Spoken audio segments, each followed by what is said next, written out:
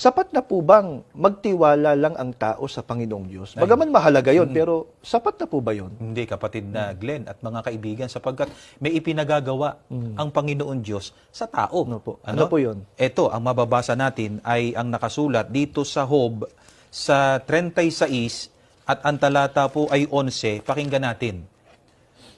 Kung sila ay makinig at sa Diyos ay sumunod, buhay na sagana at payapa sa kanila'y idudulot.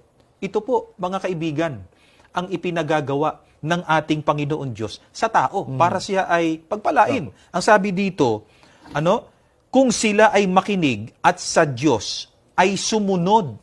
Sa makatwid, napakahalaga sa Panginoon Diyos na ang tao ay makinig. Pero hindi lang makikinig. Kasi may mga taong ganun eh. Nakinig, pero lang. hindi naman ginawa yung napakinggan. Opo. Pero sa Diyos, ito ang mahalaga sa Kanya.